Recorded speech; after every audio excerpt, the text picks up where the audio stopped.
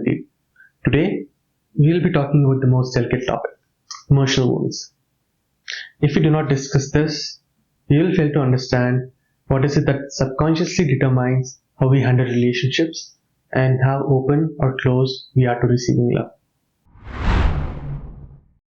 Emotional wounds. What are they? Well, these are experiences that cause you to mentally get hurt. Why are they significant? Well, before I answer that, let's talk about physical wounds. Physical wounds are something that you can visually see. You can see how big they are, how deep they are, and you can maybe classify them as a cut, a scrape, or a burn, and take care accordingly. But when it comes to emotional wounds, they cannot be quantified, and hence, you cannot measure how deeply they impact. But these are wounds regardless.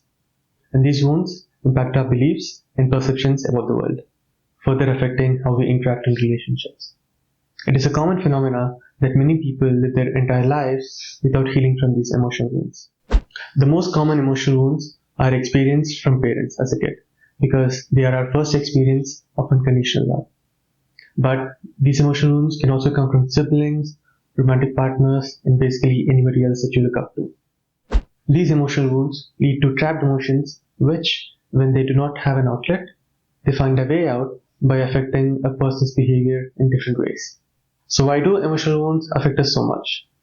I believe it happens so because these wounds somehow distort our idea of love, relationships, or sometimes the opposite gender. Let's look at a few examples. We all know that the first experience of unconditional love comes from parents. And when people do not get that, they end up feeling inadequate. And when somebody grows up, they have a high possibility of developing attention-seeking behaviors or self-sabotage relationships, either because they do not know what unconditional love feels like or are unable to handle that when somebody gives them. Another example would be, for a kid, the first experience of the opposite gender would be one of their parents. And if they have a toxic relationship with that parent, it becomes difficult for them to connect with someone in the future.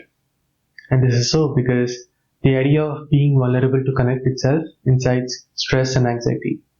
And even if they connect, they could end up penalizing their partners for the past events in different ways. While these are only a couple of examples out of the many types of emotional wounds that could exist, my intention was to bring awareness that this kind of phenomena exists. And it is as true as the air you're breathing right now. I'll see you in the next one.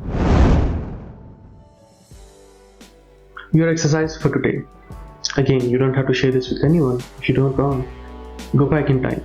Think about when you were 5 years old, 10 years old, 15, 20 and so on in 5-year increments till you meet your age. Did you have any incidents that caused emotional wounds? Did you pick up any beliefs from those emotional wounds? Write down if the way you felt love changed and the way you felt about your deservability of love changed. Write down what wounds you're willing to let go.